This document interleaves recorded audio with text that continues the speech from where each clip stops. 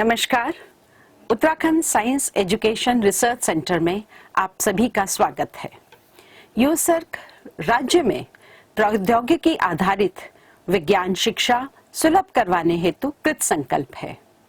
आज के इस तकनीकी युग में शिक्षा पद्धति में सम्यक बदलाव की आवश्यकता को ध्यान में रखते हुए शिक्षा के सभी स्तरों तक आईसीटी के समावेश से और विशेषज्ञों के माध्यम से विकसित ई कंटेंट सुदूर छात्रों एवं अध्यापकों हेतु उपलब्ध करवाया जा रहा है।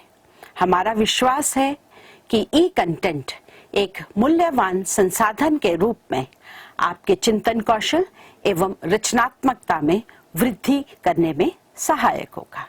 धन्यवाद। चलिए आज अभ्यास करते हैं कुछ प्रश्नों का जो कि हमारे फर्स्ट चैप्टर हमारे आसपास के पदार्थ से संबंधित है। देखिए, हम लोगों ने पूरा चैप्टर बहुत अच्छे से डिस्कस किया। आप लोग पदार्थ के बारे में समझ गए, पदार्थ की विशेषताएं और अवस्थाओं के बारे में भी समझ गए। अब हम लोग कुछ ऐसे प्रश्नों का अभ्यास करेंगे जो हमारे जो आने वाले पेपर है ना, उनके लिए बहुत ज्यादा उपयोगी हो सकते हैं, यानी कि ये प्रश्न बहुत ज्यादा इम्पोर्टेंट है। तो इन प्रश्नों को करते हुए ना आप लोग एक काम करिएगा कि जब आपके सामने कोई प्रश्न आए तो आप वीडियो को पॉज करिए, उसका आंसर सोचिए या फिर उसको सॉल्व करने की कोशिश कीजिए और फिर अपना आंसर मैच कीजिए कि आपकी तैयारी कितनी है, ये भी तो आपको पता चलना चाहिए, है ना। तो इस प्रकार से आप लोग सॉल्व करोगे तो आपकी अच्छी प्रैक्टिस हो जाएगी। तो देखते हैं आज का हमारा पहला प्रश्न क्या है। हमारा पहला प्रश्न है, पदार्थ के कण निरंतर गतिशील अवस्था में होते हैं, कोई दो उदाहरण बताइए। जब हम लोग पदार्थ की कणों की अभिलाक्षणिक गुण या विशेषताएं पढ़ रहे थे तब हमने देखा था कि जो पदार्थ के कण हैं वे हमेशा क्या करते रहते हैं, गति करते रहते हैं। बस फर्क इतना है कि अगर वे ठोस अवस्था में होते हैं तो ठोस अवस्था में जो उनका ये पैटर्न होता है ना, ये बहुत ज्यादा नियमित और ये आपस में बहुत ज्यादा आकर्षण बल के साथ में चिपके हुए होते हैं। ठीक है, तो इसका मतलब है इनकी गति बहुत ही कम होगी, जबकि द्रव अवस्था में ये थोड़े से दूर दूर होते हैं, थोड़ा कम आकर्षण बल होता है किसकी तुलना में, ठोस की तुलना में, है ना। तो इनकी गति थोड़ी सी ज्यादा होती है। तभी तो जब आप पानी में कुछ स्याही की बूंदें या कुछ दूध की बूंदें इस तरीके से डालते हो तो वे उसमें मिल जाती हैं, है ना। तो इसका मतलब है कि वे बूंदें या उन बूंदों के अंदर जो कण थे वे क्या करने लगे हैं, गति करने लगे हैं। उसी प्रकार से गैसीय अवस्था में जो कण होते हैं उनके मध्य में आकर्षण बल बहुत ही कम होता है, तो वे कण बहुत ज्यादा गति करते हैं। तो इस प्रकार से जो पदार्थ के कण हैं वे हमेशा गतिशील अवस्था में होते हैं। बस फर्क इतना होता है कि वे कौन सी अवस्था में हैं। जब वे ज्यादा आकर्षण बल के कारण चिपके हुए होंगे तो उनकी गति बहुत ही धीमी होगी।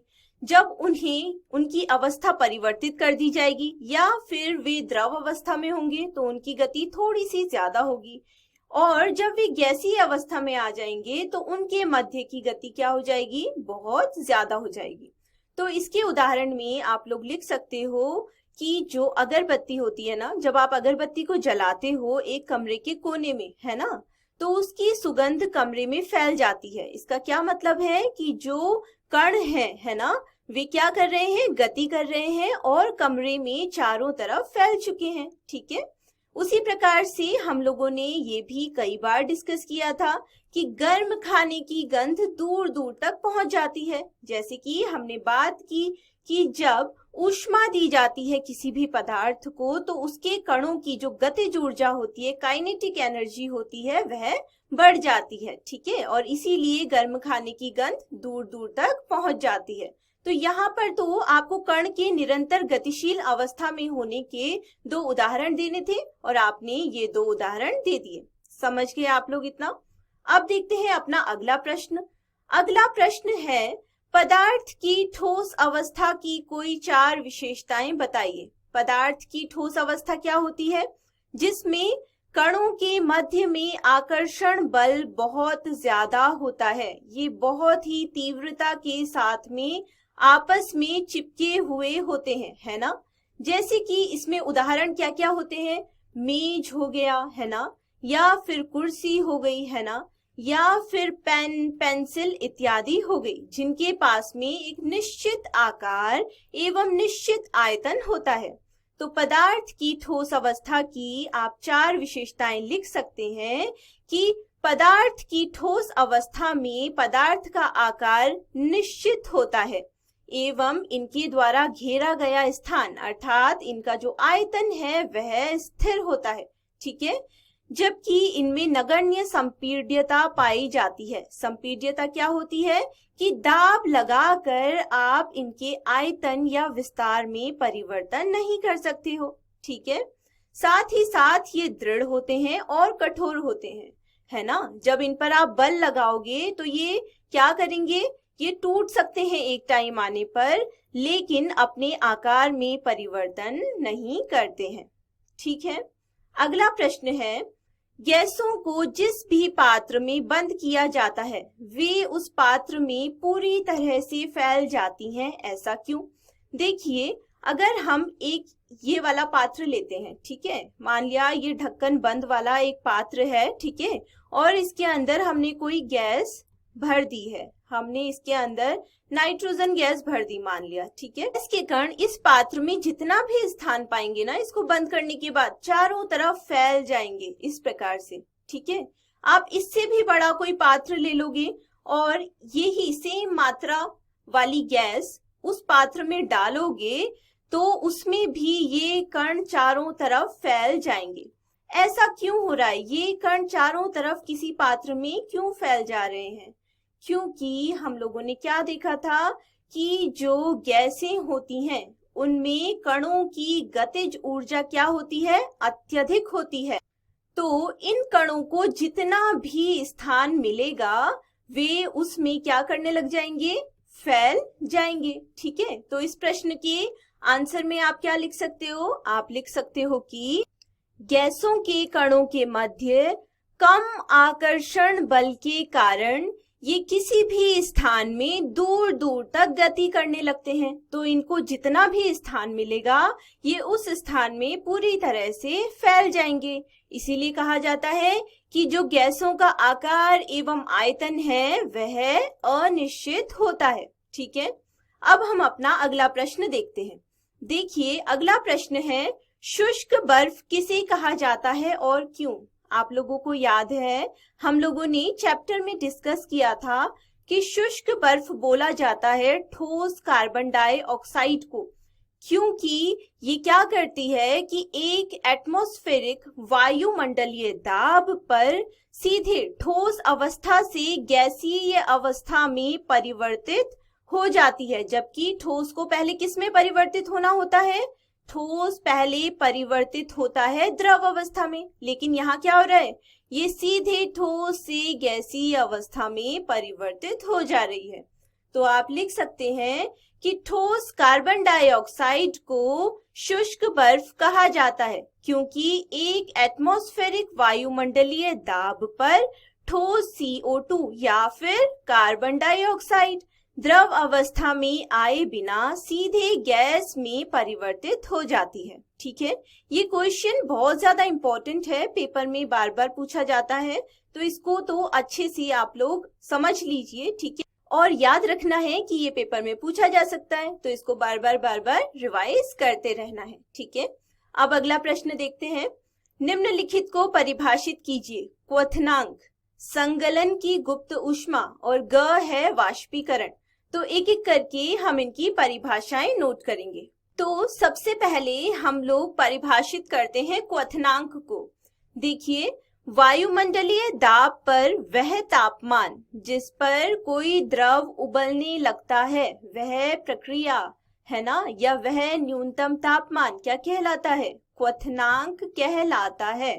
इसका क्या मतलब है, इसका ये मतलब है कि जब आप किसी द्रव को, आपने एक पतीली ली, ठीक है, और इसमें आप पानी गर्म कर रहे हैं। ठीक है, आपने इस पतीली में पानी ले रखा है और इसको आपने दी ऊष्मा। ठीक है, तो क्या होगा कि कुछ टाइम के बाद ये पानी क्या करने लगेगा, उबलने लगेगा, वाष्प में परिवर्तित हो जाएगा, है ना। इसका क्या मतलब है कि यहाँ पर जो द्रव है वह किस में परिवर्तित हो गया है, वह परिवर्तित हो गया है गैसीय अवस्था में, है ना।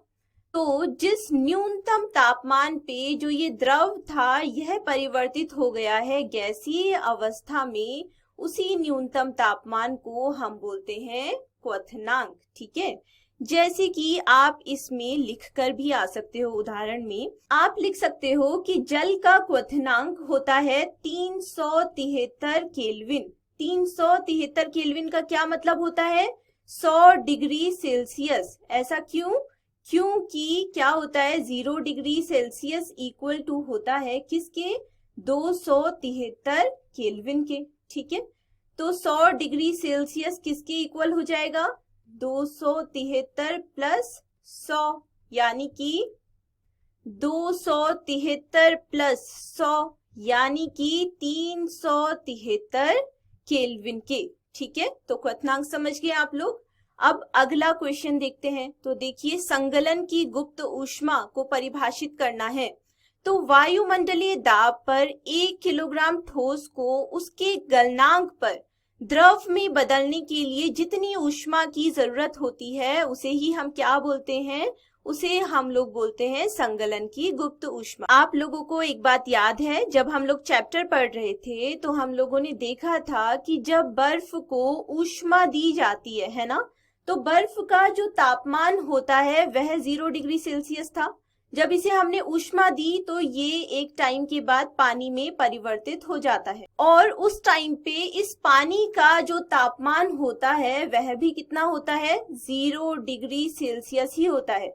फिर इसके बाद जब इस पानी को और अधिक ऊष्मा मिलती है तब इसका तापमान अधिक बढ़ जाता है।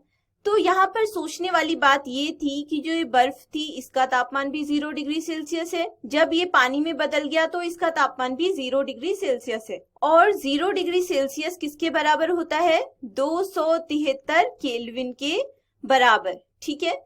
तो तब हम लोगों ने ये बात की थी कि जो इसकी ऊष्मा होती है ना, जो इतनी सारी ऊष्मा इसको दी जा रही है ताकि ये पानी में परिवर्तित हो जाए, ये बर्फ के कण इस ऊष्मा को अपने अंदर अवशोषित कर लेते हैं ताकि वे कणों के बीच का जो आकर्षण बल है उसको तोड़ पाएं और ठोस को द्रव में परिवर्तित कर सकें। तो इस छुपी हुई ऊष्मा को ही हम लोग गुप्त ऊष्मा कह रहे थे, ठीक है। तो उसी ऊष्मा को, उसी छुपी हुई ऊष्मा को हम संगलन की गुप्त ऊष्मा कहते हैं। तो आप लोग संगलन की गुप्त ऊष्मा को इस प्रकार से भी परिभाषित कर सकते हैं। आप बोल सकते हैं कि 0 डिग्री सेल्सियस या फिर 273 केल्विन ताप पर जो जल के कण हैं उनकी ऊर्जा उसी ताप पर यानी कि 0 डिग्री सेल्सियस ताप पर ही बर्फ के कणों की ऊर्जा से अधिक होती है, ठीक है। क्यों होती है, क्योंकि उसी ताप पर जब जल के कण हैं तो जल अर्थात द्रव अवस्था में, तो उनके बीच में गति क्या है, थोड़ी ज्यादा है, क्योंकि उनके मध्य आकर्षण बल कम है, ठीक है। किसकी तुलना में, ठोस की तुलना में या फिर बर्फ की तुलना में, इसीलिए, ठीक है। तो आप लोगों ने संगलन की गुप्त ऊष्मा को भी परिभाषित कर लिया। अब अगली परिभाषा देखते हैं। अगली परिभाषा हमें बतानी है वाष्पीकरण के लिए। तो क्वथनांक से कम तापमान पर द्रव के वाष्प में बदलने की प्रक्रिया ही वाष्पीकरण कहलाती है, ठीक है। हम लोगों को ये मालूम है कि कोई भी जो द्रव है वह एक न्यूनतम तापमान यानी कि अपने क्वथनांक पर जब आ जाता है तो वह गैसीय अवस्था में परिवर्तित हो जाता है। लेकिन द्रव में एक गुण और पाया जाता है। हमने उदाहरण देखा था कि अगर आप किसी बर्तन में या फिर किसी बाल्टी में कुछ समय के लिए पानी को छोड़ देते हो, है ना, तो पानी धीरे धीरे सूख जाता है। ये धीरे धीरे क्यों सूख जाता है, क्योंकि जो द्रव के कण हैं वे क्या होने लगते हैं, वाष्पीकृत होने लगते हैं, एक एक लेयर करके वाष्पीकृत होते हैं, है ना। गीले कपड़े सूख जाते हैं, है ना, कुछ समय में। क्यों सूख जाते हैं, क्योंकि उनकी सतह पर या पृष्ठ पर जो पानी होता है वह क्या हो जाता है, वाष्पीकृत हो जाता है। तो इसी को हम लोग क्या बोलते हैं, वाष्पीकरण। तो वाष्पीकरण के उदाहरण में आप लोग लिख सकते हैं कि जैसे गीले कपड़ों का सूखना, ठीक है। दूसरा, किसी बर्तन में रखे पानी का स्वतः ही सूख जाना। इसका मतलब जो पानी बर्तन में था वह वाष्पीकृत हो चुका है, ठीक है। तो इतनी परिभाषाएं आप लोगों ने अच्छे से समझ ली। अब हम लोग अपना अगला प्रश्न देखते हैं। तो अगला प्रश्न है हमारे पास कि पदार्थ की तीनों अवस्थाओं के मध्य अंतर स्पष्ट कीजिए। तो देखिए, मैं आपको समझाने के लिए इसको कुछ इस प्रकार से लिख लेती हूँ। एक साइड हमने लिख लिया ठोस, एक साइड हमने लिख लिया द्रव, और तीसरी साइड हमने लिख लिया गैसीय अवस्था या फिर गैस, ठीक है। और इनके बीच में हम लोग एक लाइन डाल देते हैं, ठीक है। इनके मध्य अंतर कुछ विशेषताओं के आधार पर करेंगे, ठीक है। तो सबसे पहले हम लोग बात करते हैं कि इनके कणों के मध्य में जो आकर्षण बल होता है। तो आपको मालूम है कि ठोस के कण आपस में बहुत अधिक आकर्षण बल के कारण चिपके हुए होते हैं। तो यानी कि ठोस अवस्था में पदार्थों के मध्य अत्यधिक आकर्षण बल पाया जाता है। द्रव अवस्था में क्या होता है? ठोस की तुलना में थोड़ा कम आकर्षण बल पाया जाता है इसके कणों के मध्य में। और गैस के जो कण होते हैं वे काफी शिथिल अवस्था में पाए जाते हैं, अर्थात उनमें आकर्षण बल बहुत ही कम होता है, ठीक है। दूसरी बात, आकार। ठोस का आकार निश्चित होता है, ठीक है। द्रव का आकार अनिश्चित होता है, यानी कि द्रव को जिस भी बर्तन में डाला जाता है वह उसी का आकार ले लेता है। और गैसों का आकार तो अनिश्चित होता है, गैस का कोई निश्चित आकार नहीं है, ठीक है। वहीं आयतन की बात करें तो ठोस का एक स्थिर या निश्चित आयतन होता है, ठीक है। द्रव अवस्था में भी पदार्थ का जो आयतन होता है ना, वह क्या होता है? स्थिर या फिर निश्चित होता है। गैसीय अवस्था में पदार्थ का आयतन अनिश्चित होता है, ठीक है। फिर बात करते हैं संपीड्यता की, अर्थात दबाव लगाकर किस प्रकार से किसी पदार्थ के आयतन या विस्तार को कम अथवा ज्यादा किया जा सकता है। तो ठोस में संपीडन का गुण नगण्य पाया जाता है। द्रव को भी आप संपीडित करके, आप सोचिए किसी बर्तन में आप द्रव को दाब लगाकर बंद कर सकते हो या वो बाहर आ जाएगा। आप किसी तेल या पानी को या दूध को किसी बर्तन में डालिए, अगर ज्यादा दूध होगा उस बर्तन के आयतन से ज्यादा, तो वह क्या आ जाएगा? बाहर आ जाएगा, ठीक है। तो इसका मतलब है द्रव में भी संपीड्यता का गुण नहीं पाया जाता है, जबकि गैसों को दबाव लगाकर क्या किया जा सकता है? संपीड़ित किया जा सकता है। जैसे हमने गुब्बारे वाले का उदाहरण देखा था, जिसमें वो एक छोटे से सिलेंडर में बहुत सारी गैस भर के लाता है और क्या करता है? बहुत ढेर सारे गुब्बारे फुला लेता है ना। ठोस में विसरण का गुण, अर्थात विसरण का क्या मतलब है? जिसमें दो पदार्थों के कण स्वतः ही आपस में मिल जाते हैं, क्योंकि ठोस के कण आपस में बहुत तीव्रता के साथ में चिपके हुए हैं, है ना। तो इनके मध्य में जो रिक्त स्थान है वह बहुत ही कम है, तो इसलिए इनमें जो विसरण का गुण है वह क्या होता है? नगण्य होता है, बहुत ही कम पाया जाता है। लेकिन द्रव अवस्था में, यानी कि द्रव अगर पदार्थ के रूप में है तो इसके साथ में ठोस भी विसरित हो सकते हैं और गैस भी विसरित हो सकती है, तो इसमें विसरण का गुण पाया जाता है। ठोस कैसे विसरित होंगे? जैसे हमने देखा था, पानी के साथ में चीनी घोल सकते हैं, नमक घोल सकते हैं। और हम लोगों ने क्या देखा था? समुद्र में घुली हुई ऑक्सीजन यानी कि गैस, है ना, समुद्र के पानी में घुली हुई जो गैसें होती हैं उसके माध्यम से जीव क्या करते हैं? जीवित रह पाते हैं, ठीक है। और गैसों में विसरण का गुण अत्यधिक पाया जाता है ना, एक दूसरे में विसरित होती हैं। हमारे वायुमंडल में चारों तरफ विभिन्न प्रकार की गैसें विद्यमान हैं, क्योंकि उनका विसरण एक दूसरे में संभव है। तो समझ गए आप? इस प्रकार से ऐसे ही कुछ टेबल बना के, लेकिन इसको थोड़ा और ज्यादा आप वहां पर विस्तार से लिखोगे पेपर में, ठीक है। तो आप इस प्रकार से इस क्वेश्चन को सॉल्व कर सकते हो।